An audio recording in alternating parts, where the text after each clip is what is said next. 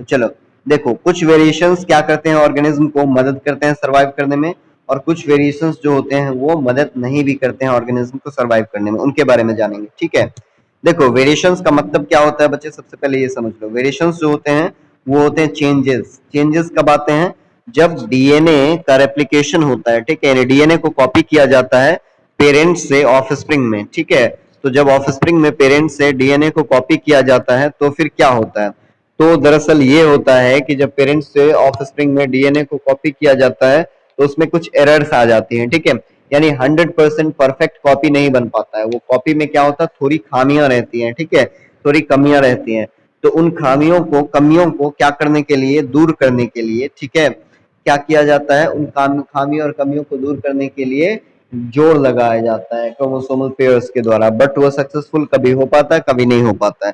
तो जिस डीएनए कॉपिंग में छोटे से अंतर के कारण, डिफरेंस के कारण क्या होता है, उसी डीएनए कॉपिंग में छोटे से डिफरेंस, अंतर के कारण, गलती के कारण, मिस्टेक के कारण, ठीक है, थोड़ा सा जो इधर उधर हो जाता है, जिसके कारण क्या होता है, वेरिएशंस आते हैं, परिवर्तन आते हैं।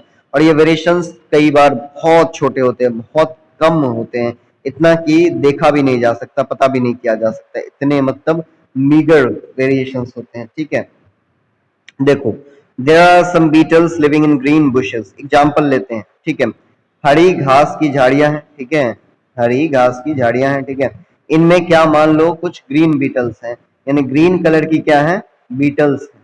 ठीक है, बीटल्स कीड़े होते हैं छोटे छोटे, तो ये बीटल्स हैं ग्रीन ग्रीन कलर की।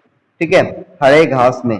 अब होता क्या है कि ये अपना नंबर्स बढ़ाते चले जाते हैं बाय रिप्रोडक्शन, रिप्रोड्यूस कर करके ये क्या कर रहे हैं, अपना नंबर बढ़ाते चले जा रहे हैं, ग्रीन बीटल्स का संख्या बढ़ता जा रहा है। क्रोज जो होते हैं बच्चे ना, जो कौवे होते हैं, क्रोज बहुत ही आसानी से रेड बीटल्स को देख पाते हैं और उनको खा पाते हैं। ठीक है, जो क्या होते हैं, कौवे होते हैं, वो क्या करते हैं, उनको हरे घास में लाल लाल बीटल्स जो होते हैं ना, लाल बीटल्स, ग्रीन वाली नहीं, लाल बीटल्स आसानी से दिख जाती हैं, और इसलिए कौवा जो होता है वो क्या करता है, उन लाल बीटल्स को खा पाता है। ठीक है, लेकिन ग्रीन बीटल्स जो होता है वो ग्रीन ग्रीन घास में छुप जाता है। हाँ, घर मतलब घास भी हरा है और बीटल्स का कलर भी हरा है, तो इसलिए आप भी नहीं देख पाएंगे सही से कि उसमें जो कीड़े हैं वो मौजूद भी हैं कि नहीं, घास में पनपने वाले बीटल्स। ठीक है, तो इसलिए ग्रीन बीटल्स जो हैं उनका संख्या अगर अगर अगर अगर है, ठीक है, हाँ कुछ बीटल्स रह रहे हैं ग्रीन ब्रूसेस में, उनका संख्या अगर है, अगर उनमें ग्रीन बीटल्स और रेड बीटल्स मान लो दोनों पाए जाते हैं, तो बताओ ग्रीन बीटल्स बचेंगी उनमें कौवों से कि रेड बीटल्स बचेंगी? हाँ,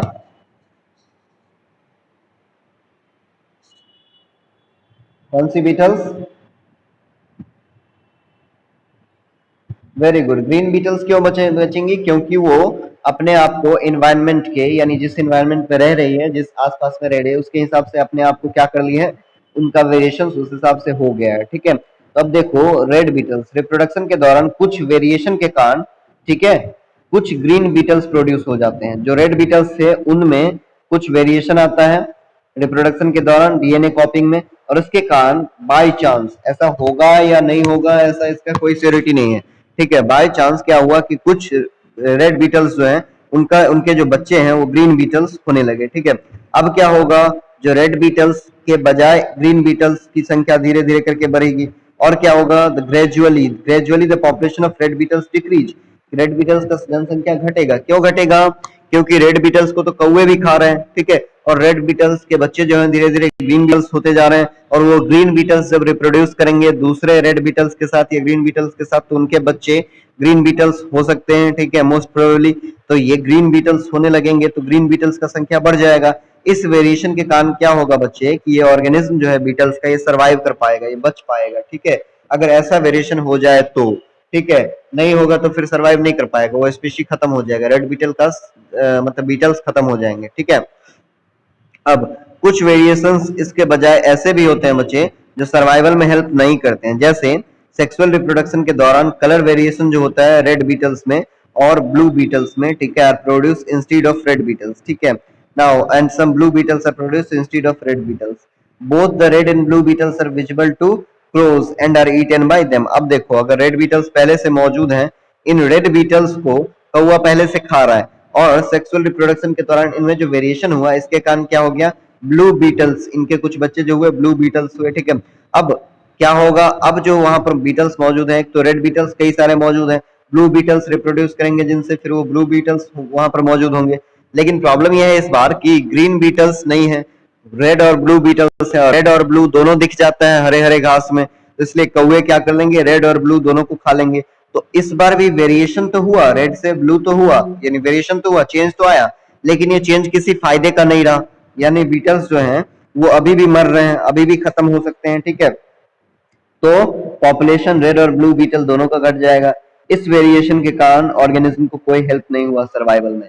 तो हम लोग ये देखते हैं कि वेरिएशन जो होता है, डीएनए कॉपिंग में जो चेंजेस आती हैं, उनके कारण कुछ स्पीशीज बच भी सकती हैं, कुछ स्पीशीज खत्म भी हो सकती हैं।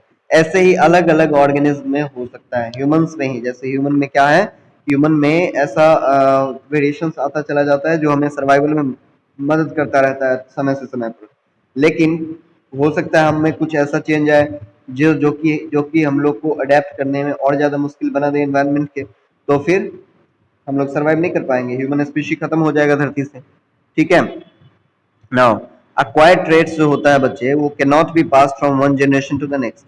अब दो तरह का ट्रेट होता है, ट्रेट लक्षण गुण, जो माता पिता से मिलता है बच्चों को। एक तो होता है अक्वायर्ड, ठीक है, दो तरह का ट्रेट होता है, माता पिता से नहीं मिलता, दो तरह का ट्रेट होता है, लक्षण होता है किसी भी ऑर्गेनिज्म में। एक होता है अक्वायर्ड और दूसरा होता है इनहेरिटेड। अब इसमें इनहेरिटेड जो होता है वो माता पिता से मिलता है, ठीक है, इनहेरिटेड जो होता है वो माता पिता से मिलता है, और अक्वायर्ड जो होता है वो कोई भी ऑर्गेनिज्म अपने जीवन काल में क्या करता है, गेन करता है। और अक्वायर्ड ट्रेट कभी भी एक जनरेशन से दूसरे जनरेशन में नहीं भेजा जा सकता है। हाँ, इनहेरिटेड ट्रेट जो होता है वो माता पिता से बच्चों में भेजा जा सकता है, ओके, माता पिता से बच्चों में आ जाता है। नाउ उसको हम लोग इनहेरिटेड ट्रेट बोलते हैं, और जो ट्रेट्स, जो लक्षण केवल एक ही जनरेशन में खत्म हो जाए उसको अक्वायर्ड ट्रेट्स बोलते हैं। So now see, if the population of beetles increases and plants are affected by disease, अगर मान लो पॉपुलेशन जो है बीटल का वो बढ़ा, जनसंख्या बढ़ा, और पौधे जो हैं उनमें कोई बीमारी लग गया, अब क्या होगा, बीटल्स जो होते हैं बच्चे वो क्या करते हैं, पौधों को ही खाते हैं, तो पौधों में बीमारी लग गया तो फूड जो है, फूड का अवेलेबिलिटी है वो क्या हो जाएगा, बीटल्स का घट जाएगा, ठीक है, क्या हो जाएगा, घट जाएगा, और बॉडी वेट उनका क्या हो जाएगा, कम हो जाएगा। If after a few years the availability of food is increases, अगर कुछ सालों के बाद, ठीक है, पहले क्या होगा, बॉडी वेट घट जाएगा, और अगर कुछ तो मर भी जाएंगे, और कुछ सालों के बाद फूड फिर से अवेलेबल हो जाएगा, प्लांट डिजीज मान लो खत्म हो गया, फूड फिर से अवेलेबल हो जाएगा, तो बॉडी वेट जो होगा बीटल्स का फिर से इंक्रीज करेगा। अब ये क्या हो गया बच्चे, अक्वायर्ड ट्रेट हो गया, ये ऐसा लक्षण हो गया जो उन बीटल्स ने अपने जीवन काल में क्या किया, गेन किया, लेकिन उनके जो फिर बच्चे होंगे वो दुबले पतले या फिर मोटे या ऐसा कुछ नहीं होने वाला है, वो नॉर्मल जैसे होते थे वैसे ही रहेंगे, ठीक है। इसका मतलब ये एक ऐसा लक्षण है बॉडी वेट का बढ़ना घटना जो कि क्या है, अक्वायर्ड ट्रेट है, यानी एक ऑर्गेनिज्म अपने जीवन काल में इसको गेन कर सकता है, लूज कर सकता है, ठीक है। इसका असर उसके बच्चे के ऊपर, उसके ऑफस्प्रिंग के ऊपर नहीं पड़ता है, ठीक है। तो अक्वायर्ड ट्रेट वैसे ट्रेट्स होते हैं जो कोई ऑर्गेनिज्म अपने लाइफ टाइम में गेन करता है और लाइफ टाइम में ही उसको खत्म कर देता है, वो अगले जनरेशन तक नहीं पहुंचता है, ठीक है। So now this acquired trait cannot be passed from one generation to the next generation because there is no change in the genetic composition. जो जेनेटिक कॉम्पोजिशन है डीएनए का उसमें कोई चेंज नहीं आता है एक्वायर्ड ट्रेट से, इसलिए एक जनरेशन से दूसरे जनरेशन में ये जो है वो नहीं पहुंच सकता, ठीक है। अब देखो स्पेशिएशन क्या होता है, स्पेशिएशन होता है बच्चे formation of new species from the existing species, पहले से मौजूद जो स्पीशीज हैं उनसे नए स्पीसीज का फॉर्मेशन, पहले से मौजूद स्पीशीज से नए स्पीशीज का फॉर्मेशन। देखो the formation of new species from existing species mainly due to one और more of the following factors, इनमें से कुछ फैक्टर्स या तो एक ही कोई फैक्टर या फिर उससे ज्यादा भी फैक्टर्स एक साथ अगर काम करें तो फिर स्पेशिएशन हो सकता है, यानी एक स्पीशी कई सारे स्पीशी में बढ़ सकता है, ठीक है।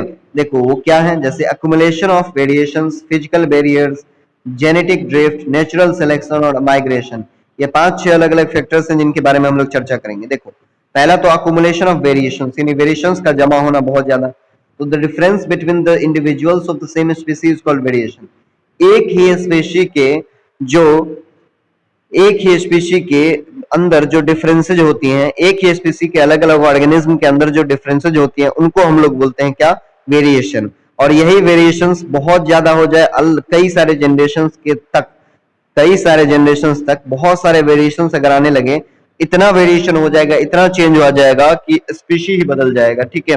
स्पीशी बदलने का मतलब क्या, एक स्पीशी अगर बदल जाए दूसरे स्पीशी में, ठीक है, एक स्पीशी से एक और स्पीशी पनप जाए, ठीक है। जैसे बियर बच्चे, ठीक है, एक पोलर बियर होता है और एक नॉर्मल बियर होता है, आपको पता है। एक पोलर बियर होता है और एक नॉर्मल बियर होता है, मतलब एक नॉर्मल भालू होता है और एक पोलर भालू होता है। दोनों का स्पीशी कभी एक ही था, दोनों एक ही स्पीशी का था पहले, मतलब आज से लाखों सालों पहले। लेकिन दोनों क्या हो गया, दोनों का क्या हो गया, फिजिकल बैरियर्स हो गया, ठीक है, दोनों एक दूसरे से इतना अपार्ट हो गया, दूर हो गया कि दोनों के शरीर में लाखों सालों तक अलग अलग प्रकार की चेंजेस आई। और इतना चेंज आया कि अब पोलर बियर और नॉर्मल बियर आपस में रिप्रोड्यूस नहीं कर सकते, ठीक है। तो आपस में जब रिप्रोड्यूस नहीं कर सकते, इसका मतलब क्या हो गया, दो अलग अलग स्पीशी हो गए। एक स्पीशी में जितने भी इंडिविजुअल्स होते हैं, ऑर्गेनिज्म होते हैं, वो सब आपस में रिप्रोड्यूस कर सकते हैं। लेकिन एक स्पीशी दूसरे स्पीशी के साथ रिप्रोड्यूस करके ऑफस्प्रिंग को जन्म नहीं दे सकता, ठीक है। हाँ, एक ही स्पीशी से कई सारे स्पीशी बन सकते हैं धीरे धीरे करके। जैसे एग्जांपल आपको बताया पोलर बियर और नॉर्मल बियर का, ठीक है। दोनों कभी एक ही स्पीशी थे, दोनों कभी एक ही प्रजाति के थे, लेकिन बाद में चल करके फिजिकल बैरियर के कारण दोनों एक दूसरे से दूर होते गए।